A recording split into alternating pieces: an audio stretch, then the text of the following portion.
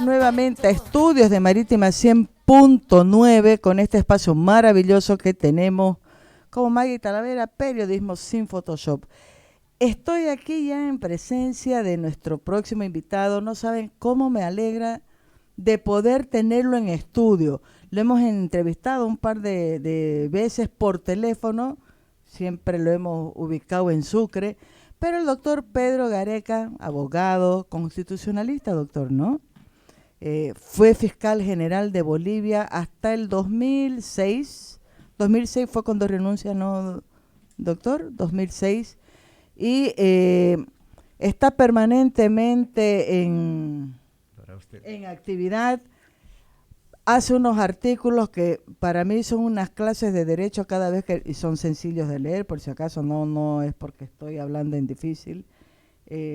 Ay, gracias, me ha traído aquí claves de la jurisprudencia, Constitución, Democracia y Jurisprudencia del Tribunal Constitucional de Bolivia. Gutiérrez combatirá el Estatuto Indígena, ¿dice? Sí. Ahorita me va a decir por qué quiere decir. Pedro Gareca Perales, prólogo de Antonio Colomer Viadel, 2019. Esto está fresquito, por favor. Después vamos a sacarle una foto, vamos a subir esto al Facebook, voy a leer. Gracias, doctor, por este libro. Siempre es un buen regalo. Voy a aprender algo también ahí, ¿no? Con el mayor agrado. He aprovechado que el doctor Gareca está en Santa Cruz. Ya nos va a contar por qué ha venido, para hablar de un tema que está ahí en la preocupación central, yo creo que de la mayoría de los bolivianos, que tiene que ver con el Poder Judicial, con el funcionamiento del Ministerio Público, y ahora con lo que está en debate, que es una propuesta de amnistía política. ¿Ha visto lo que se ha aprobado en diputados ayer, si no me equivoco? Sí. Esta ley me gustaría también si la podemos comentar, doctor. Muy buen día, muchísimas gracias por estar aquí con nosotros en Marítima 100.9, doctor Gareca. Buen día, señora Maggie, y a todos los oyentes de Radio Marítima. Pues a esa masiva audiencia que nos está escuchando, agradezco este espacio tan importante que usted me ofrece para poder dirigirme a todo el pueblo cruceño, a todo el departamento y de manera especial también a mi pueblo, Gutiérrez, ¿no? Que también están pendientes en este momento. Por eso es que escuchando. Dice Gutiérrez aquí. Ay, caramba. Sí. Bueno, y con el mayor agrado estamos acá a su disposición para poder atender los requerimientos que les interesa tanto a usted, a su equipo de profesionales, como también a la ciudadanía en general. Doctor, comencemos de entrada por el tema de la justicia. Me gustaría que usted nos haga una lectura de qué es lo que ha pasado. Nunca estuvo perfecto el sistema, ¿no?, judicial. Siempre ha habido quejas, protestas, pero digo yo, había comenzado a iniciarse un proceso más o menos de institucionalización de los aparatos del Estado, incipiente todavía, con muchos problemas, con muchas denuncias, pero con la intención de lograr algunos avances, y todo eso se vio truncado, digamos, ¿no? Uno puede decir que ha habido un retroceso o que no hubo en ningún momento un avance importante hacia un poder judicial, un sistema de justicia más sólido, más serio y de verdad más justo. Hablar de la justicia siempre ha de ser complejo. ¿Por qué? Porque siempre hemos tenido, en los diversos modelos que se han aplicado en el país, hemos tenido retardación de justicia, dilaciones. Hemos tenido también el tráfico de influencia, ¿no? Y, a su vez, fuera del tráfico de influencia, también denuncias de corrupción. Pero yo creo que también hubo un componente importante que hay que tocarlo, que no hubo independencia tampoco en los anteriores modelos jurídicos. Nunca ha habido independencia de poderes. No hubo. Y la independencia es tan importante, ¿no? Y le digo por qué. ¿Por qué es importante la independencia en los órganos del Estado? Porque los constituyentes señalan claramente en la Constitución cuáles son las atribuciones y competencias que tienen cada órgano. Y ellos tienen responsabilidad de cumplir con la Constitución y las leyes en función justamente de lo que ha determinado el constituyente y no salir de esos marcos. Y eso se llama voluntad constitucional de los órganos jurisdiccionales. Y si alguien no se somete a la Constitución, es decir, que esto significa de que está pasando algo indecible en la justicia, ¿no? Y preocupante. Actualmente, con el nuevo modelo, vale decir, del 2006, que se aplicó a través del sistema que felizmente ya no está administrando el Estado, por las circunstancias que toda la ciudadanía conoce, ese es modelo democrático, eleccionario, ¿no? En lugar de mejorar la justicia, ha agravado estos factores que acabo de puntualizar. E inclusive yo diría que ha agregado un elemento más. ¿Y sabe cuál es? Fuera de la retardación, la dilación, la subordinación, estar sui judice al sistema de gobierno, es el elemento de la inmoralidad en las instituciones. Tantas denuncias que han existido en los órganos judiciales e inclusive en las instituciones, en las gobernaciones. ¿Se ha investigado eso? ¿Se ha llegado las violaciones que se han producido en esas instituciones? Me pregunto, ¿se han conocido alguna sentencia firme, ejecutoria y condenatoria? Últimamente, voy a citar el caso, por ejemplo, del gobernador de Chuquisaca, donde él hizo un toque impúdico a una secretaria. Y eso es un delito de carácter público, pero sin embargo fue rechazado por la justicia. Eso se llama corrupción de la justicia. Quiere decir que la justicia sigue subordinada en este momento al poder que ya ha cesado, pero en su montaje estructural continúa teniendo ese ejercicio de influencia que desnaturaliza en realidad la esencia misma de lo que debería ser la justicia.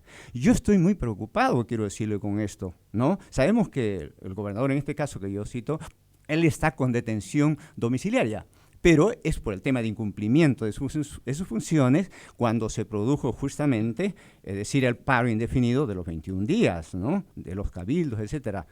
Pero estoy preocupado porque el gobierno actual de transición, que es constitucional y que no es como lo pretenden mostrar en España los de Podemos o también otras fuerzas ultra izquierdistas, de que es un golpe de Estado, pues es un gobierno constitucional, pero el gobierno creo que no está poniendo la cereza sobre la torta. ¿Cuál sería esa cereza sobre la torta, doctor? Tomar fuera de la misión que tiene de parte de todos los ciudadanos de cumplir con una convocatoria y llevar adelante un proceso eleccionario transparente, ¿no? Fiable, objetivo y que dé credibilidad a todos los ciudadanos de Bolivia en los resultados en realidad y tengamos elegido pues a los mejores, el que elija el pueblo, ¿no? A ese equipo que va a dirigir la nave del Estado, pero que lo haga bajo principios del derecho, de la Constitución, ¿no? Y del respeto a la independencia de todos los órganos del Estado. Es decir, no queremos nosotros un gobierno otra vez hegemónico. No, no es conveniente los liderazgos, los caudillajes.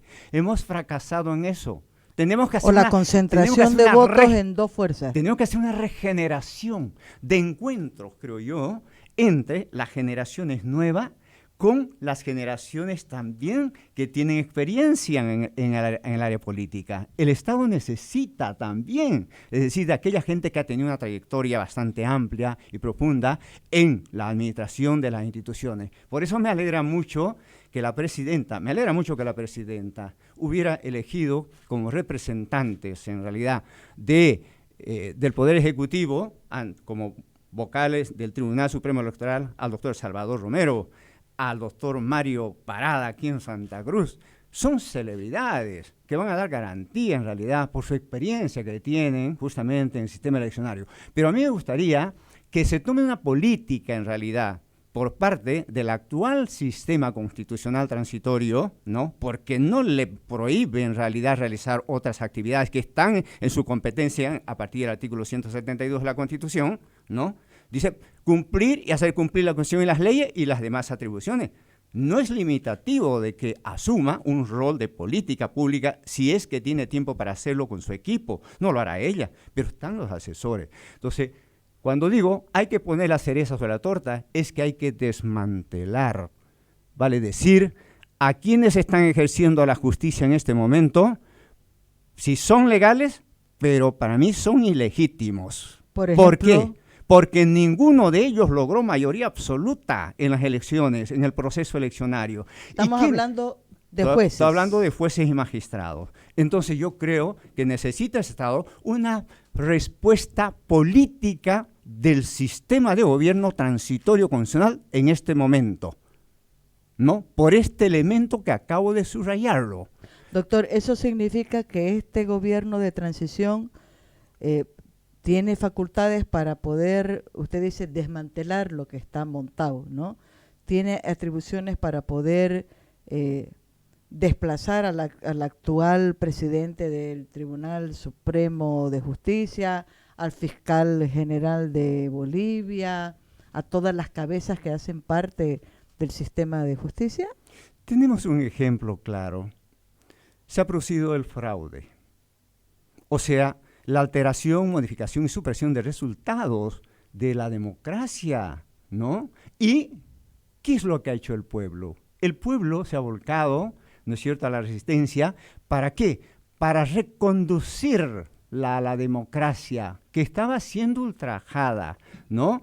Entonces, se ha producido que, comprobado el fraude, o sea, la modificación de los resultados y el informe oficial de la OEA, entonces, esos señores que han cometido, no solamente los autores materiales que están en la cárcel en este momento, los del Tribunal Supremo Electoral, sino que también los intelectuales deberían ser investigados, y ninguno está siendo investigado. ¿Y por qué no está siendo investigado?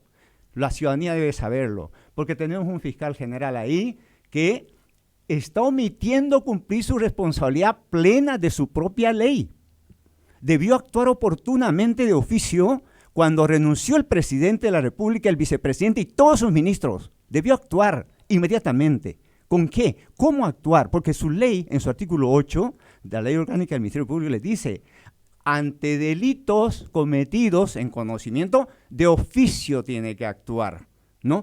Ahí el fiscal, ¿qué debió emitir? Mandamientos de arraigo, mandamiento de allanamiento, de requisa de aprehensión. Ya nomás inmediatamente tenía que haber, eso se llama criterio de oportunidad y celeridad, y que está en su propia ley. Por eso yo digo, entre tanto continúen, es decir, ese esquema, ¿no?, de jueces y fiscales que pertenecen al ayer, ¿no?, que estuvieron totalmente sui judice, en realidad, sometidos, subordinados incondicionalmente al sistema de gobierno. Les puedo dar muchos ejemplos de esto, pues, y actualmente incluso, ¿no?, como el caso, por ejemplo, que así estaba detenido el alcalde de Warnes, ¿no?, el señor Mario Cronenbol, y resulta que a los pocos días está con detención domiciliaria, y siendo así que el delito es grave. Por tanto, entonces, creo yo necesario que el gobierno constitucional tiene que presentar un proyecto de cambio de la judicatura cuanto antes. Y tiene los elementos funcionales para hacerlo, quiero decirlo. Los tiene los elementos. Ahora, ¿no? ¿Por qué le digo, señora Maggie? Les digo para que así conozcan todo el pueblo de Bolivia y los juristas, sobre todo, de Santa Cruz, ¿no?, y la ciudadanía en general. Lo diré en términos claros. Es todos los que se presentaron, magistrado, fiscal general, a las convocatorias públicas que lanzó, es decir, la Asamblea Legislativa, no cumplieron con un requisito de admisión que decía no pertenecer a ningún partido político. Esa es la garantía que tiene de probidad cualquier juez, cualquiera que sea su rango y jerarquía, o cualquier fiscal, cualquiera sea su rango. Porque todos ellos, y fueron elegidos, pertenecían al gobierno, habían trabajado. Caso del fiscal general, hasta donde yo he hecho una revisión exhaustiva, ha trabajado todos los años del sistema de Evo Morales. Y también algunos que son magistrados en este momento. tanto el Constitucional como también del Tribunal de Justicia. Por eso considero de que tiene elementos el gobierno para poder, ¿qué?, para poder presentar un plan de renovación total del Poder Judicial y del Ministerio Público. Solo así tendremos, en realidad, jueces probos el día de mañana, de carrera, porque hay muchos jueces de carrera que están fuera, que fueron despedidos, retirados, que fueron retirados. Fueron más de 150 jueces retirados por el Consejo de la Judicatura. ¿Y todo por qué? Por la prevalencia del poder político, el sometimiento. Ahora me interesa mucho este punto que he estado tocando, doctor, pensando en las atribuciones y en las competencias que tiene el gobierno de transición. No es un gobierno que tenga mucha fortaleza, pensando en que depende todavía de una asamblea legislativa que tiene 2/3 del MAS, que por supuesto obedece a la línea del anterior gobierno, del expresidente Morales. Cualquier proyecto, disposición, iniciativa que emerja del gobierno de transición tiene que pasar necesariamente por la aprobación del Senado y de diputados, ¿o no? Usted recordará qué hizo don Evo Morales cuando asumió el poder el 2006. Nombró vía decreto, primero, pues se inventó procesos contra todos los magistrados del Tribunal Constitucional y quedó una sola magistrada, la doctora Silvia Salame. Y vía decreto, después de presionarlos con juicios, los hizo renunciar antes del cumplimiento de los 10 años. Estoy hablando de ese tribunal espléndido de celebridades. El caso del doctor William Herrera, o William Rivera. William Herrera. William, ¿verdad? Rivera. Wilman Durán. Wilman Durán, Pablo del Misaki, ¿no? Y tantos otros, la doctora Íñiguez, y tantos otros. Con los procesos los presionaron y tuvieron que dejar el cargo, y Evo Morales el 2010 nombró interinos vía decreto. Por 2 años al Tribunal Constitucional, por 2 años al Tribunal de Justicia, lo que antes se llamaba Corte Suprema de Justicia, por 2 años. Y esos 2 años, supuestamente con el justificativo de que se pongan al día, en realidad, sobre todo aquellos casos que estaban pendientes, con mucha dilación. ¿Y qué pasó? No cumplieron esos 2 años poner al día los despachos. Entonces, ¿y por qué no lo cumplieron?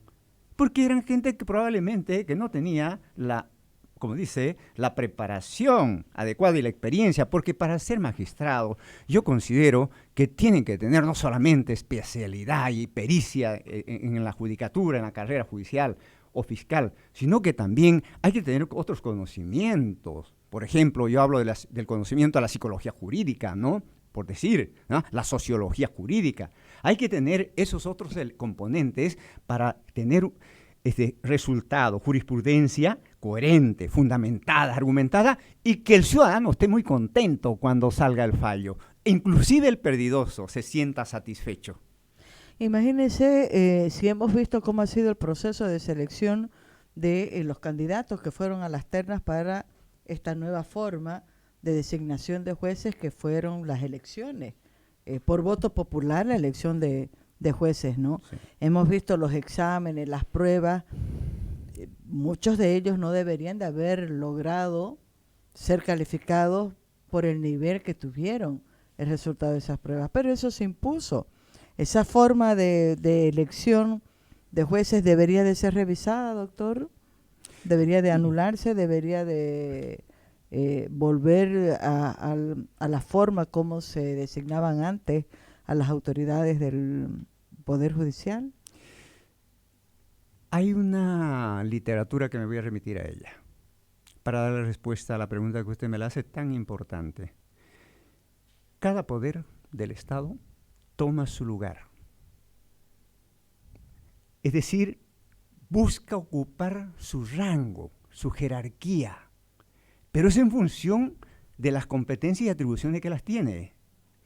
Y cuando no hace eso, en el marco de la Constitución, no ocupa ese su sitial competencial, no lo ejerce, se produce lo indecible, que es la perturbación de la Constitución y de las leyes.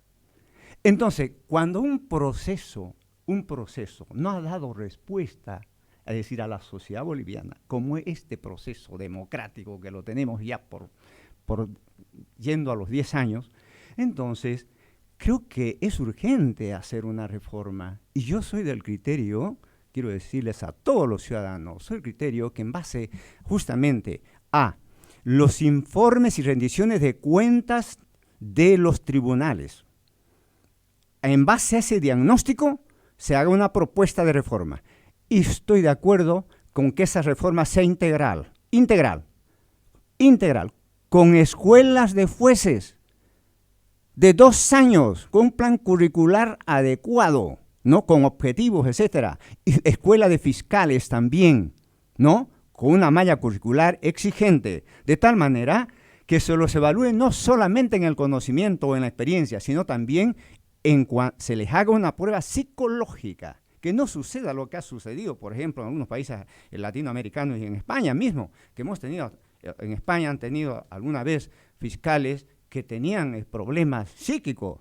Entonces, yo creo que es permisible hacer una evaluación integral de acceso a la justicia.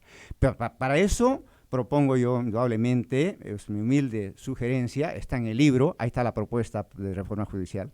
Ahí usted se va a encontrar algún momento cuando tenga detenimiento. Tengo lectura. Está la propuesta integral. Para este fin de semana. La propuesta integral de reforma del Poder Judicial. En base a diagnóstico. Entonces, ¿cuál es? Yo considero que es importante el meritocrático, la vigencia de las escuelas, de jueces y fiscales, ¿no? Y que ingresen por la puerta ancha. Y rescatar a nuestros jueces que han superado ya esa escuela y que están sin trabajo porque fueron despedidos sin justificación y sin proceso alguno por el Consejo de la Judicatura. Muchos de ellos incluso están en este momento demandando al Estado boliviano con las demandas en la Comisión Interamericana de Derechos Humanos. Doctor, uno se pregunta cómo es posible que haya sucedido todo lo que ha pasado. ¿Cómo es posible que los atropellos se hubieran consolidado, se hubieran concretado? ¿Usted cuándo fue designado fiscal general, doctor? ¿En qué año? En diciembre de 2014. Sí, y 2014. Su gestión debía haber 10 años. Completado 10 años. 10 años. O sea, usted debió de estar hasta el 2024. Así es. ¿Y qué pasó? ¿Por qué el doctor Pedro Gareca no pudo completar y renuncia? ¿Tiene que ver con todo esto que nos está graficando ahorita de lo que ha pasado con otros servidores del sistema de justicia? Sí. Creo que todo el pueblo boliviano tiene que saberlo, y de manera especial los que nos están escuchando en este momento, que cuando estábamos ejerciendo estas delicadas funciones, yo digo, fue una obra maravillosa de Dios. ¿Por qué? Porque yo no sabía que iba a ser elegido. Yo acababa de llegar hace unos 10 días de España, estaba haciendo mi doctorado, y los colegas me visitaron del Colegio de Abogados de Chuquisaca y me propusieron, tú tienes el perfil. Y bueno, al final me animaron, me presenté mis documentos, y porque antes yo había ocupado el cargo de fiscal de distrito, había hecho carrera, entonces, bueno, dije, creo que Dios me está llamando para poder servirle al país, pero servirlo como manda la Constitución, sujetándome. Pero cuando, en pleno proceso, me visitaron Héctor Arce,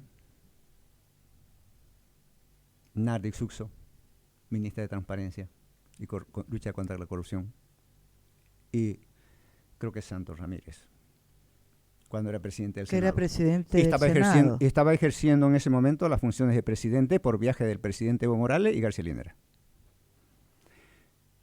Y me pidieron, en el caso del proceso que estábamos investigando contra el expresidente, primer presidente de Yacimiento, el señor Alvarado, y que lo íbamos a imputar a raíz de un contrato con sobreprecio que hizo, lo íbamos a imputar el equipo de fiscales. Ellos me pidieron que yo estaba siendo muy duro y que deberíamos pararlo. Yo le dije, no puedo permitir que en esta Casa de Justicia de la Fiscalía General, donde yo he venido a aplicar la Constitución a todos por igual, me tengan que pedir que sea un encubridor. No lo haré por principios. Y la Tengo ministra mis de principios, Transparencia. tengo mis principios bien ligados a la tierra, les dije. Principios de verdad, principios de justicia, y los aplico en mis fallos. Toda mi vida, mi cultura ha sido eso. Les dije eso, no lo haré jamás. Prefiero irme a mi casa, pero encubrir a una persona que tiene presuntos indicios de culpabilidad en estos delitos, pues no lo haré jamás. Entonces, rechacé aquello. Al poco tiempo, quiero decirle que recibí las llamadas de amenaza. De amenaza. ¿Qué tipo de amenazas recibió, Amenazas doctor? muy duras, muy duras, muy duras. Muy duras. ¿Con porque personas que se no le quiero identificaban decir- o eran No, anónimas? incluso mi ángel de la guardia me salvó mi vida. A ese punto, Sí. doctor. Existe Dios, por eso yo soy un creyente, le digo, porque lo he visto a Dios vivo a través del ángel que me protegió mi vida. Había el equipo que me dijeron que sí me iban a eliminar. Vino el equipo de La Paz de Servicio de Inteligencia para decirme, doctor, no salga 3 meses, mínimo no se mueva, porque lo van a matar. Y entonces yo vine a un evento y efectivamente sí, el plan estaba. Nunca pensé yo de que era cierto aquello. Y de esa manera, cuando mi ángel de la guarda me salvó, yo dije, hasta acá nomás, Señor, quítame de acá. Sentí como un mensaje divino, mejor doy 2 pasos al costado y me voy a mi casa. Porque esto yo no puedo permitir que me lastimen y menos lastimen mi familia. Pasado eso, nuevamente me amenazaron en Sucre y yo di parte a la ministra de ese entonces.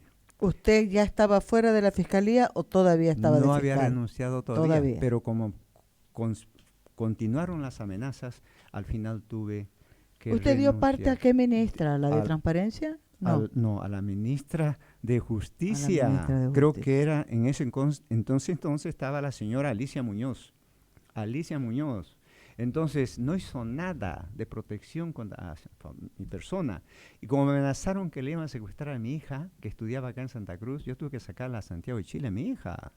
Y cuando la saqué a mi hija, recién renuncié. Pero aún así, yo tuve un atentado después de haber renunciado, pero también mi ángel de la guardia me salvó. ¿Qué atentado, doctor? 2 disparos de arma en mi coche privado. ¿En Sucre? Sí, en Sucre. Yendo en una ruta a ver un terreno que tenía por el aeropuerto y tuve este atentado. ¿Y sabe qué? Mi ángel de la guardia se puso delante del volante y se incrustaron acá las balas. Doctor, a ese nivel era... Sí, entonces yo no podía continuar en esas funciones. O sea, le dije a Dios, quítame. Ya he servido, he sacado una promoción de fiscales que quería sacarla. O sea, fiscales bien preparados, ¿no? De acá de Santa Cruz, quiero decirle, me voy a referir al doctor Antonio Abella, entre los que conozco, un brillante fiscal. Él se tituló después de año y 6 meses de estudio fuerte, con una malla curricular exigente con catedráticos de España, que la ESI nos colaboraba en este programa. Y luego han salido otras 2 promociones. O sea, hemos tenido unos fiscales de lujo en los primeros, en esa época, pero lastimosamente yo tuve que dejar, porque primero estaba la integridad de mi familia y la vida de mis hijas y la mía. Doctor, no había a quién recurrir. No, porque el gobierno, la ministra no tomó ninguna acción de protección a favor de mi persona. En ese momento usted no hizo pública la denuncia. No, yo renuncié simplemente por asuntos personales. Dije así en mi carta y yo me voy.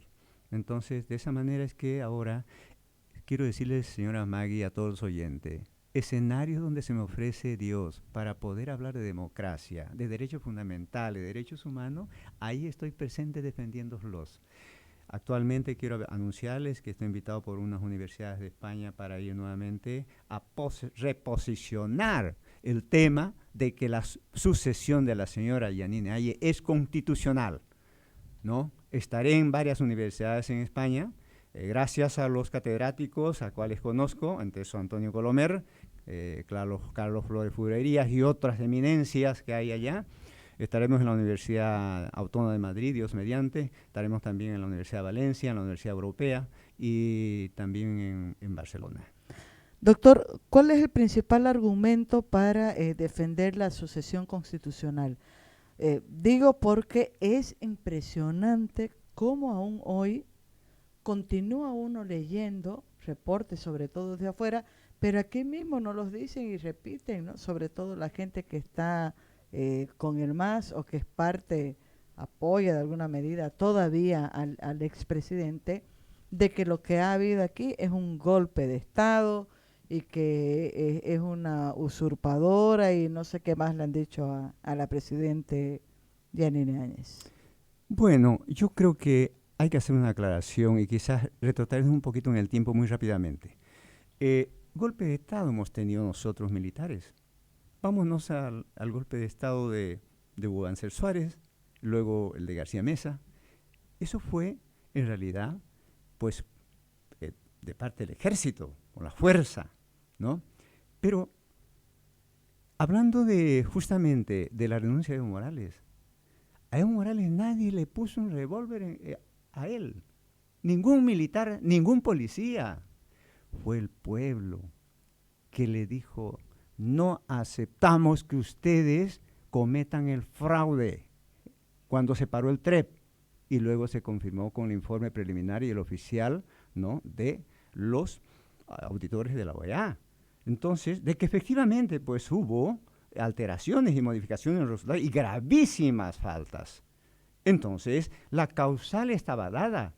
Una persona que comete este tipo de delitos de carácter público, alteración material, intelectual, uso de instrumento público, y además con la agravante de faltar el principio democrático de la democracia, que la democracia es cultura, porque está reconocido en la Constitución, y la Constitución es un bagaje de cultura, de derechos y libertades y principios. Entonces, pues, el señor Evo Morales, al verse comprobado de que había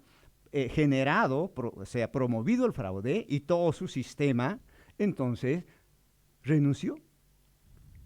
Y cuando renuncia, esa renuncia es voluntaria y se va, se asila en el gobierno mexicano. Sí, entonces, porque ni siquiera espera que la renuncia... Dejación del cargo. Hace dejación del cargo voluntariamente. Igualmente el vicepresidente y todos los ministros y senadores y diputados que renunciaron, aunque después dijeron, no, yo no renuncié al cargo, pero he renunciado al cargo, pero no a mi puesto de diputados senadores, algunos, ¿verdad?, que están fungiendo en este momento.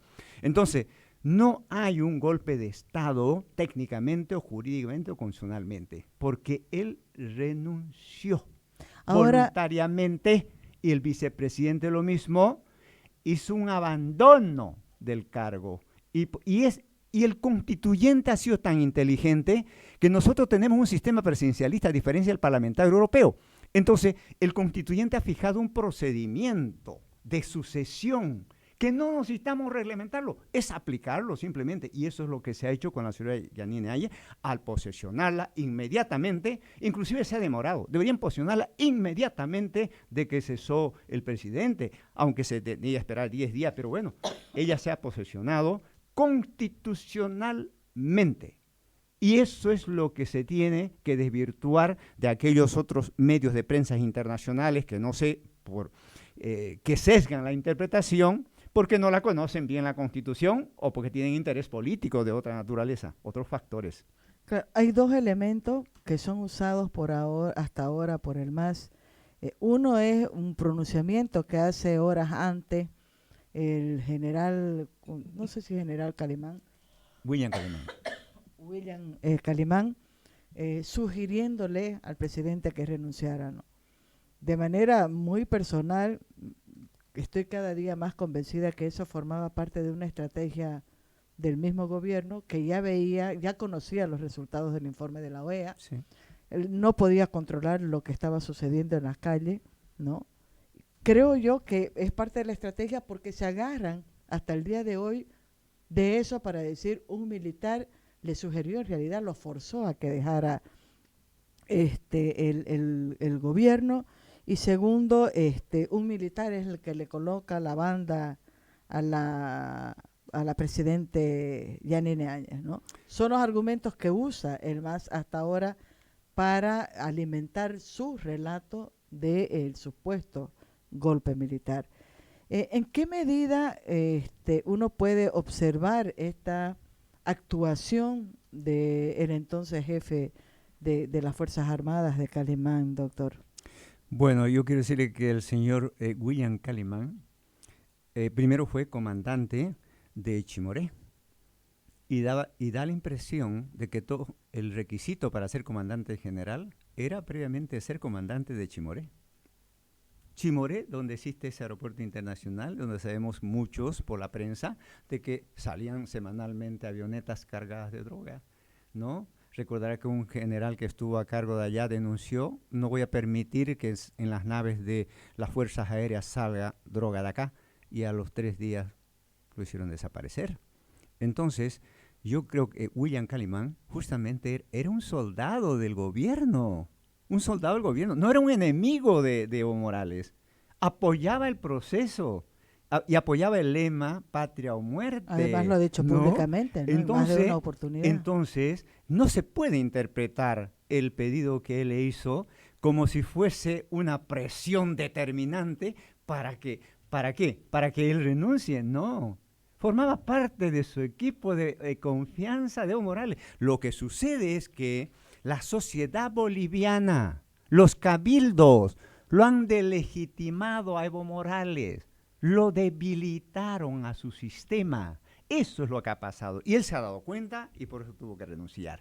Ahora, el hecho de que le ponga la banda, etcétera, un militar, etcétera, a la presidenta, no de ninguna manera saca del contexto la sucesión constitucional, porque eso obedece a un detalle que no afecta a la esencia misma de lo que establece la Constitución en su artículo 169. Dice, ¿no? 169. La sucesión legal se opera de esta manera, lo dice el constituyente, y se ha aplicado eso correctamente, por eso yo considero Ahora, que es funcional. yo creo que ahí ha habido una suerte de ingenuidad, por decirlo de alguna manera, en la gente que está en el gobierno de transición, porque pensando ahora, debió de ser el presidente del Tribunal Constitucional el que le ponga la banda. Puede parecer una formalidad, lo que fuera, pero pensando precisamente en este relato mentiroso del MAS en sentido del golpe, ¿no? Del golpe de Estado, que en realidad no es tal. Tengo otra preocupación sobre eso. El mandato de este gobierno de transición y el mandato de la Asamblea Legislativa Plurinacional. Es evidente, y ya todo el mundo sabe, ¿no? Es un hecho de que es imposible que todo este proceso que se va a encaminar, ya aprobada la nueva ley para nuevas elecciones, hay que constituir los tribunales electorales, es un trabajo todavía largo que está por venir. No se va a acabar el 22 de enero, ¿no? ¿Cómo se presenta la figura de este gobierno de transición? Es posible que sea cuestionado, que digan que no es legítimo, o el mandato de la Asamblea Legislativa debe terminar el 22, considerando que una cosa es el Ejecutivo, que es donde hubo la renuncia, y otra cosa es el mandato de la Asamblea, que debería de terminar el 21 de enero. Creo que aquí hay que separar dos cosas para poder responderle a su pregunta y ser bien claro con todos los ciudadanos. En primer lugar, yo considero de que efectivamente tiene un mandato ella, una misión de concluir las elecciones, ¿no? E imponer la banda presidencial a quien resulte elegido, presidente de la República de Bolivia, del Estado Plurinacional de Bolivia, perdón. Y ese es un mandato prioritario, supremo. Pero por las circunstancias políticas que se han ido dando y en el tiempo que se está dilatando, porque se está en un proceso de elección de magistrados, de vocales del Tribunal Supremo y de vocales departamentales. Entonces, se han dado un plazo de 20 días, etcétera.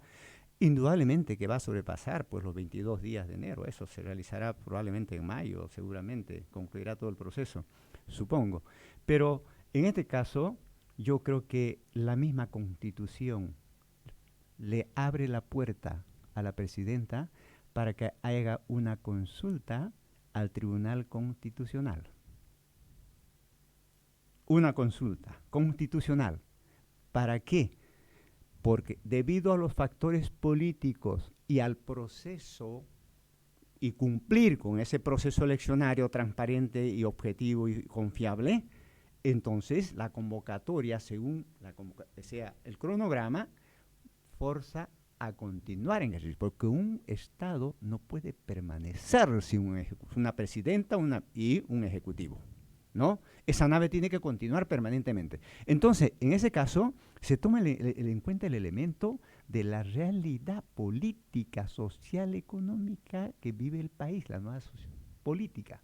Entonces, y democrática, ¿no? Ya debería de haberse hecho esa consulta al tribunal, que ¿o no? está esperando, yo me imagino, tendrá que hacerlo el día de mañana y con relación al Ejecutivo, perdón, a la Asamblea Legislativa.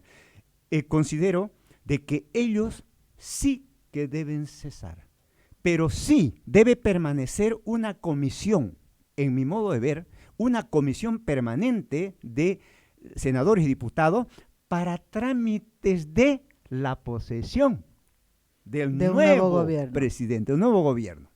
Entonces, yo considero que por ese lado, es decir, se puede hacer esa concreción de este proceso, es decir, de posesión del presidente o nuevo presidente. Considero que esa es la vía más ideal, ¿no? No encuentro otra. Es como, por ejemplo, la ley de garantías de derechos constitucionales, ¿no? La ley de garantía de derechos constitucionales, ¿para qué ley de garantía de derechos constitucionales? La que han aprobado recién, la que rechazó el Senado, ¿Para pero ha aprobado diputados. Y es más, la presidenta de diputados ha dicho que si la veta la presidenta Yanine Áñez, ella la va a promulgar como cabeza de la Cámara Baja. De acuerdo al artículo 163, ¿no? 63, efectivamente la presidenta puede observar, pero sus observaciones las dirigen nuevamente a las cámaras.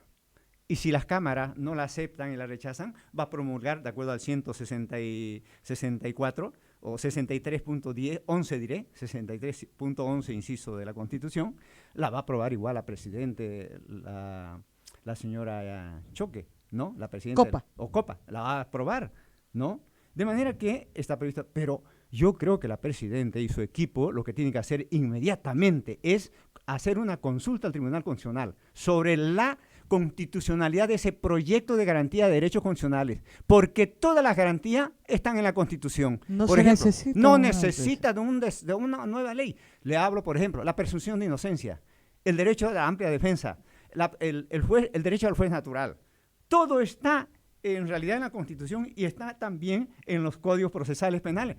Las garantías constitucionales están en la acción de libertad, está en la acción de protección de privacidad, está en la acción de amparo, está en la acción popular. No hay nada que desarrollar, pero yo creo que la presidenta y sus asesores inmediatamente ya deberían consultar al Tribunal Constitucional de este proyecto, decirle, este proyecto, señores, pues digan si está o no de acuerdo a la Constitución, si está en armonía, si es compatible o no. O si es necesario. Lo rechaza.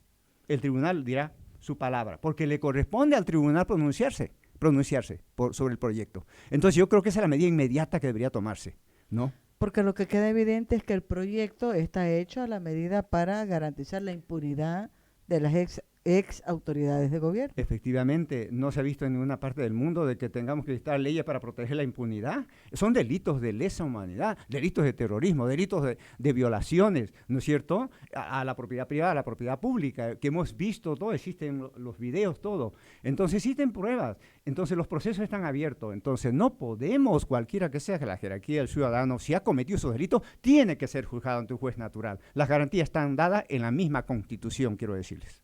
Doctor, tenemos que ir cerrando esta entrevista, pero no quiero despedirme de usted sin que nos diga, hemos tenido una buena noticia, ha sido admitida no sé si se llama la demanda, recurso, cómo se denomina la acción que han hecho usted con el doctor Hinojosa y con el doctor Germán Gutiérrez, ¿no? Sí. Que tiene que ver con la reconducción de algunas disposiciones que había aprobado el tribunal antes y que afectan a la vigencia de la Constitución Política del Estado. Tiene que ver mucho con el mandato del 21 de febrero y con la imposición del binomio de Evo Morales y de García Linera. Sí, creo que el Tribunal Constitucional tiene una altísima responsabilidad en este momento. Tiene un desafío, ¿no? Cuando se han planteado los recursos directos de nulidad por parte de Waldo Albarracín, del doctor Rivera y otros colegios de abogados, ¿no? Y luego, cuando nosotros hemos planteado, no es un recurso, se llama la petición de derecho constitucional fundamental, que está previsto en su propia ley, en el artículo 28, inciso 15, 16 de la ley del Tribunal Constitucional, que dice: cuando el tribunal a través de su jurisprudencia dicta sentencias contradictorias a la Constitución, está en la obligación de oficio de reconducir y reformular, encuadrar a la Constitución, de oficio, sin que se lo pida el ciudadano incluso. Pero nosotros se lo hemos pedido. De manera que tiene que pronunciarse el tribunal. Ha admitido el recurso directo de nulidad que han planteado, vale decir, los abogados del Colegio de Abogados, o sea, y entre eso el doctor Waldo Albarracín. Pero en este momento todavía no se ha pronunciado sobre la petición constitucional que nosotros le hemos hecho para que cumpla su propia ley de reconducción. Se llama avocación o reconducción de la jurisprudencia. Están obligados a hacerlo, y si no lo hacen, cometen delito por omisión. Muy bien. ¿Tienen un plazo? Deberían resolverlo cuanto antes, así como resolvieron, por ejemplo, quiero decirle, la demanda abstracta de inconstitucionalidad que presentó Nelia Cifuentes y los demás diputados con el tema de la modificación del artículo 168 de la interpretación, la mutación del 168, sí, pues lo resolvieron en 7 días, de admitido en 7 días. Así también deberían priorizar este caso y resolver en 7 días, porque es un colectivo de 9 magistrados. ¿Cómo que no se va a poder hacer en 7 días? Si lo hicieron ayer. Entonces, por eso es que yo espero que nuestra petición de nosotros no necesita de admisión, le quiero decir, la que hemos preguntado.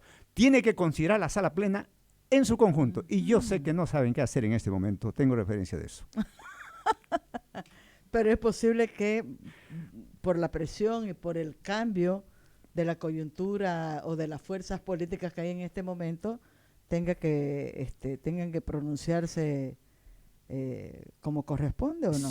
Indudablemente, si ellos quieren tener la jerarquía y el rango de magistrados del Constitucional, tendrían nomás necesariamente, ante este nuevo fenómeno social y político, tendrían que reconducir su jurisprudencia y dar valor, argumentar en su sentencia, no modular, dar valor al referéndum de 21 de febrero de 2016, que es vinculante, obligatorio e inmediato. Y el referéndum es normativo, de carácter normativo. Entonces, tiene efectos legales, ¿no? Democráticos.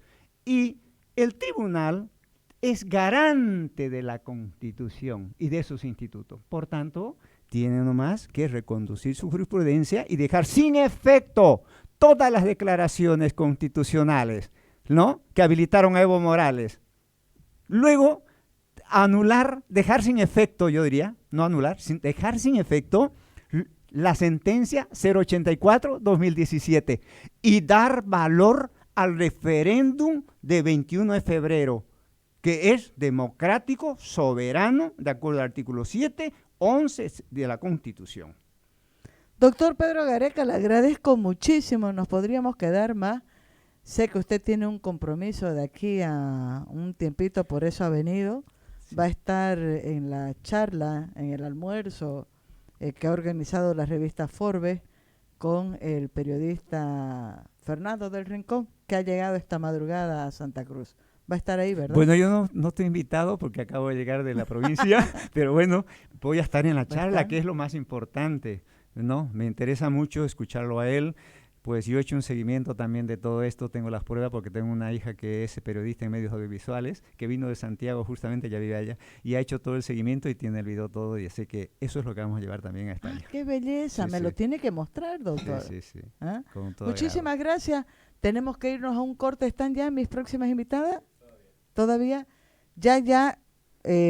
Vamos a hablar con 3 jóvenes que son, miren, nada que ver con el tema tan serio que hemos tocado en la primera jornada del programa, pero tiene que ver con la llegada de Leo Rosas. Llega, si no me equivoco, esta noche, esta madrugada, y van a venir 3 jóvenes que son parte del club de fans de Leo Rosas.